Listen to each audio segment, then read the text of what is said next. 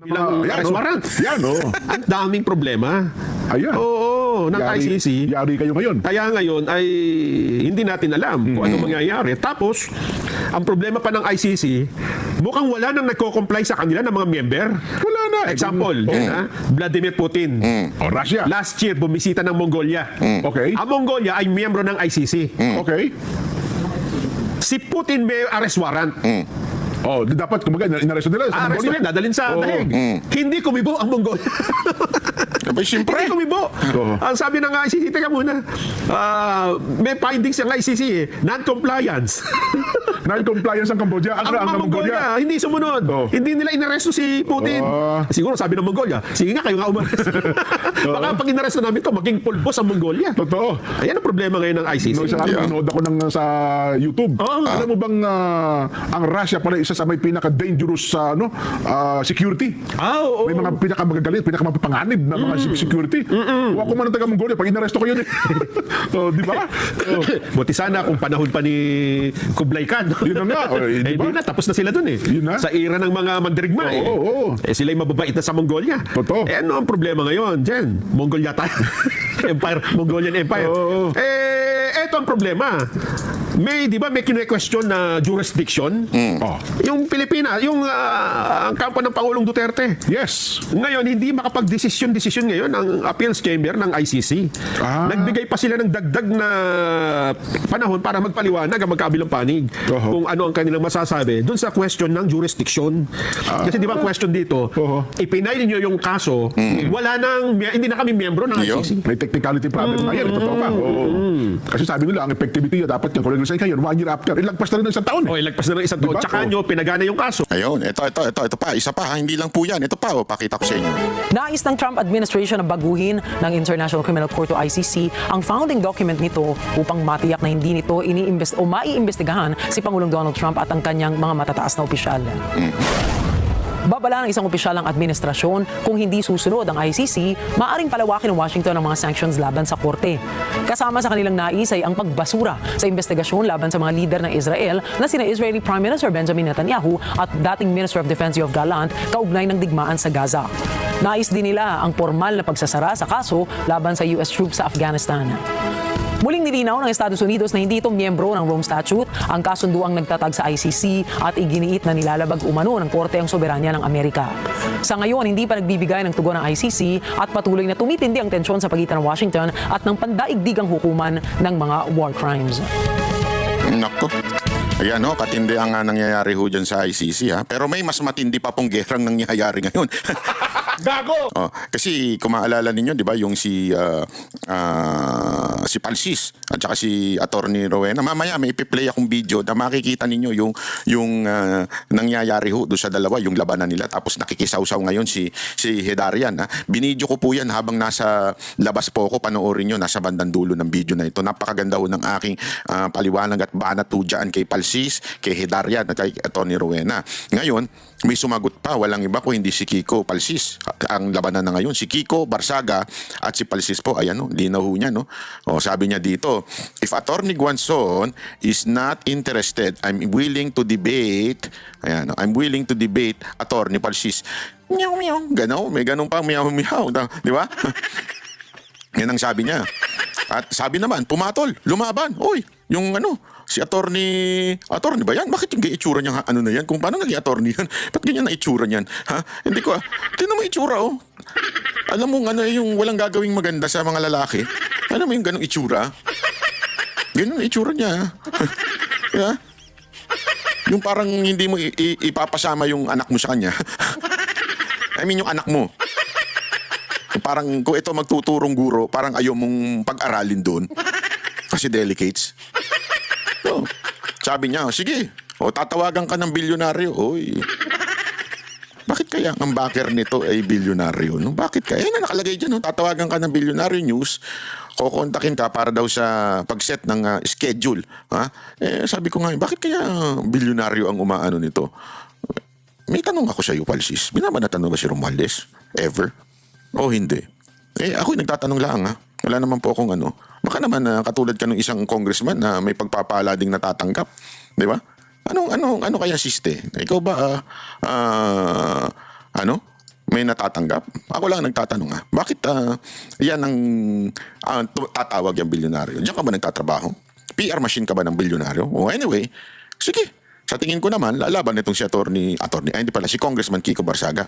Kiko Barsaga, lumabang ka. Although mas gusto ko si Tio Morenong kalabanin nito, bagay silang dalawa. Gago! Kasi pareho sila ng datingan ng pagsasalita, medyo palaban din nung si Tio nung pinanood niyo yung video niya sa daig, di ba? Lumalaban sana sila. Pero since ikaw naman ang at pumayag naman si Palsis, maganda yan, panoorin natin. Pagkatapos niyan, siguro pwede na silang dalawa ni Tio Moreno. Gago! No, pero pag-usapan ninyo yan. Sige, gusto ko yan, yung debate ninyo. At ako, manunod talaga ako, ipopromote natin yan. Tingnan natin ano ba talaga ang tikas nito ni Palsis. Pero sana, ang tanong iba. Kasi ang tanong dito, tingnan mo. Nakikita niyo ba yung tanong dyan? Yeah? Parang siya ang namili ng topic. Ba't ganun? Ikaw namimili ng topic. Kaya no? Sabi niyo, may suggested topic. Suggested lang naman daw. Banat ba? Ikaw naman, masyado ka naman. Why Kiko Barsaga should be expelled, not suspended. Why Sara Duterte is not qualified to be president and why he would be bad for our country. Why Rodrigo Duterte is the worst president in the Philippines after EDSA Revolution. Ang ina, no? Di ba? Ang gago lang din, di ba? Ang gago lang din. Kasi, ang ano dito, bakit napasok ang mga Duterte? Di ba? Duterte na naman. Hindi ba ninyo pwedeng pagdebatihan sino ba talaga ang punot dulo o mastermind ng korupsyon? Di ba dapat yun ang mga topics? Kasi dati anti-Marcos kayo, ngayon kain suka kayo. Anong lasa ng suka? Ganun. Yun ang dapat na pagdebatihan Masarap ba kumain ng suka? Di ba? Bakit mga Duterte? Bakit ang dapat sisihin ay si BBM at si Romualdez? Bakit ang mga Duterte? Una-una, hindi naman po DDS yan si Kiko Barsaga. And I mean, maybe he support the Duterte. I really do not know Wala naman siya sinasabing DDS siya o Duterte supporter siya. Pero bakit yun ang topic? Parang labo naman. Sobrang namang halatang-halata na ikaw ay isang DDH. Kung yan pala ang topic, abay tayo na lang dapat ang nagdebate. Di ba? Hindi kasi yung, again, hindi ko sinasabing gusto ko makipagdebate dito Kasi yung pagbumukha nito, pag nakita ko to baka iba magawa natin Pero hindi yun ang punto ko. Kaya lang, sinasabi ko, bakit tayo ang pinapasok natin? Dahil, ano ba ang issue dito? Duterte? At Leni Robredo? O Duterte at si Risa Ontiveros? Di ba ang issue ngayon sa ating lipunan ay yung korupsyon na nangyayari at sino ba dapat ang managot? Kasangkot ba si Marcos o hindi? Kasangkot ba si Romualdez? Di ba dapat yun? Bakit yan? Napapaghalataan siya. Di ba? Yan, bakit yan? Napapaghalataan ka, Tutoy. O kaya ganito, bakit karapat-dapat kang hindi tawaging abogado? Kasi tinan mo yung ano niya, why Kiko Barsaga should be expelled, not suspended. Ano naman ang ano dun? I mean, that's personal. Pero sige, since si Kiko Barsaga, sige, pwede na rin yan. Pero sana, yung more on the issues today, di ba? Yun ang sa akin. The issue na may concern. Halimbawa, yung makatarungan ba ang pagsuspinde kay Kiko Barsaga? Ito ba'y politika o deserving talaga siya? Yun, pwede pa. Kasi it has something to do with the people. Sana kung magdedebate kayo, it has something to do with the present state and the future na concern ng mga Pilipino. Hindi yung Duterte na naman. Ano kayo? Sana iba na dinebate ninyo, di ba? Sana iba na. Hindi, sana Duterte supporter o Duterte diehard supporter ang dinidebate mo kung yan ang topic mo. Ano ba? Diyan pa lang, halatang tanga ka na Hindi, di ba I mean, sige. Diyan pa lang halatang may utak ba to? Bakit ganyan yung pag gano'n niya ng pagpili niya o pag-suggest niya ng topic? Di ba? Ewan ko sa akin lang, hindi sana. Hindi, pwede sige pag-usapan mo, dapat ba talaga masuspinde o politika lang yung nangyari? Ganon. Yun ang mga hindi Duterte. Ay nako. Ito pa, may matindi pang topic tungkol dyan. Panoorin nyo itong video susunod ko na ipi-play Kasi matindi ito. Ito malalim na pagtatalakay at pag-iisip patungkol sa awayan ni Atty. Rowena Guanzon, si Richard Heydarian at si Palsis. Okay? Panoorin po natin ito Wag ho kayong kukurap kasi maganda ito Pasok. Magandang araw mga banateros, at ito na nga, pag-usapan lang natin mga kababayan yung mga bagong issue ngayon na talaga namang mas matindi pa daan sa issue ng budget sa BICAM. Ito, malupit na gera ito. Gera ng mga personalidad sa social media. Alam naman po natin, di ba, ngayon ay matinding hong topic lagi si Atty. Rowena Guanzon. Sa katunayan, napanood ko nga yung mga ilang pong mga commentator, political analyst na ini-interview ng TV5, ng One News. Actually, yung TV5 lang naman ang mahilig sa ganyan. Hindi ko alam, masyado silang nasa favor nitong mga political analyst na to, mga to. Kasi siyempre, yung iba doon, madalas nilang guest. Kung hindi man guest, I think host din sa isang mga programa nila. Sa, I think, One News ba yun. So ngayon, parang todo pagtanggol sila kay Llamas, todo rin pagtanggol sila dun sa iba pang mga quote-unquote political expert. Sabi nga ni Atty. Rowena Guanzon, yung mga political analyst na wala namang trabaho, kaya na lang nandun sa social media. Pero mali si Atty. Rowena Guanzon dun. Mali siya dun. May trabaho po yung mga yan. Sila po ay mga bayarang PR ng mga politiko. Yan dapat PR. Diba? By politicians. Dapat yun ang kanilang title. Anyway, ito na nga.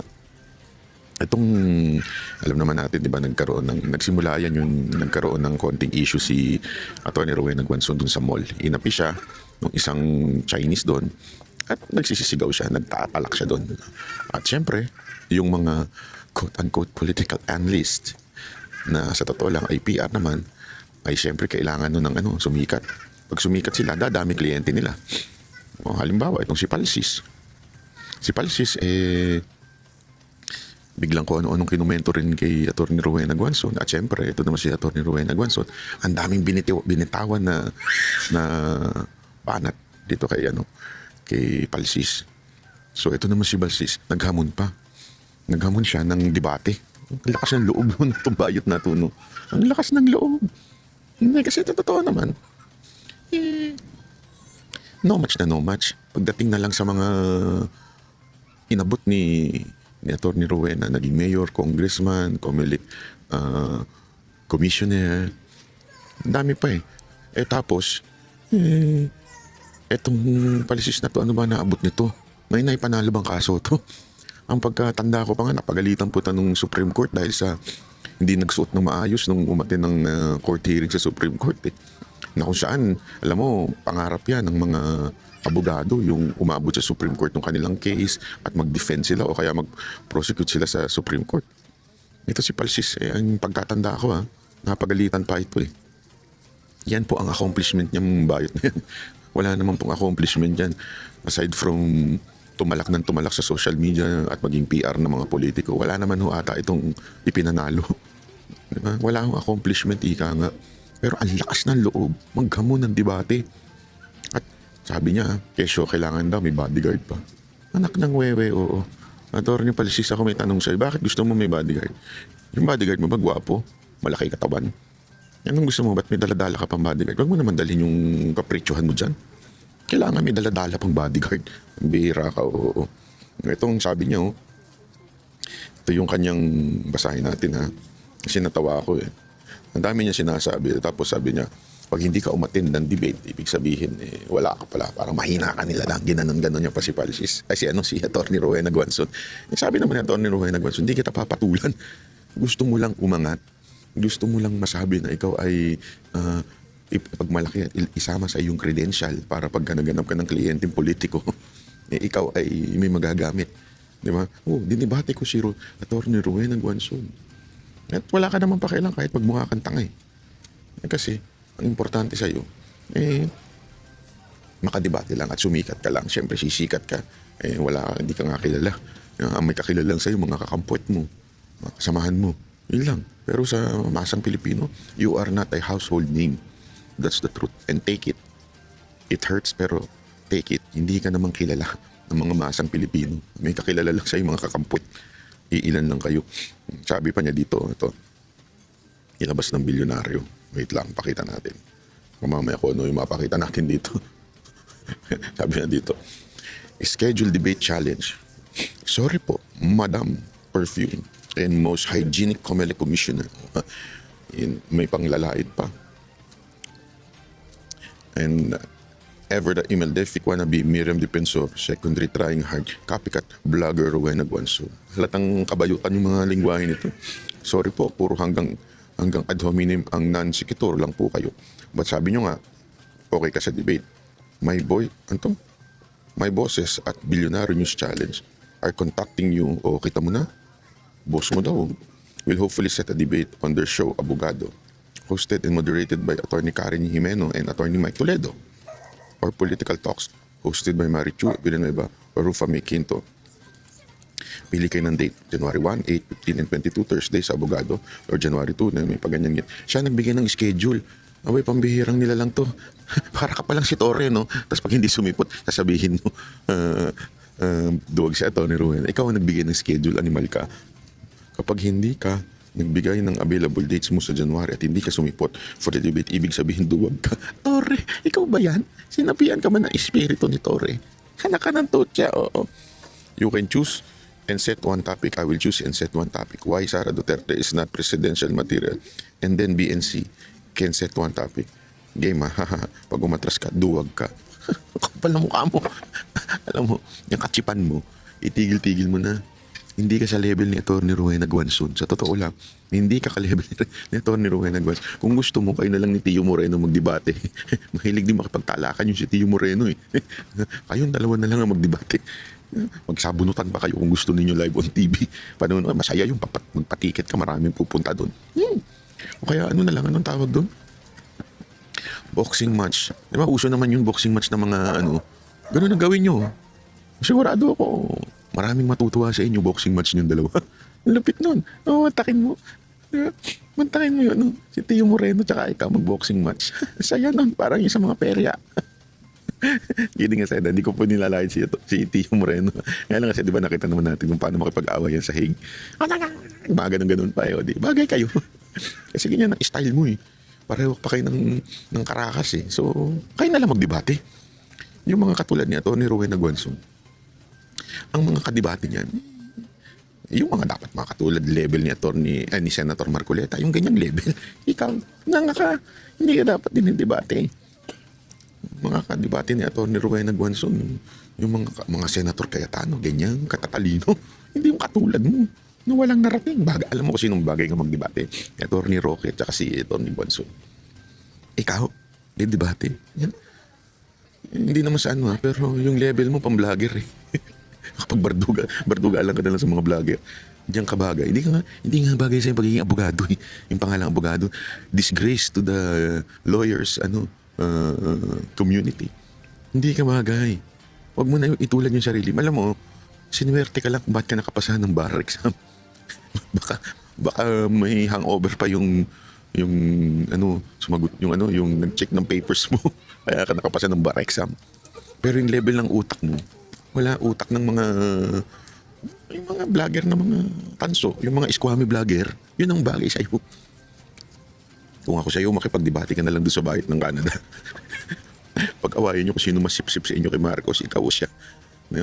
Kaya pag-awayan ninyo sino mas fake news, ikaw o siya. Yun na lang ang pagdebatehan mo yung bahay ng Canada.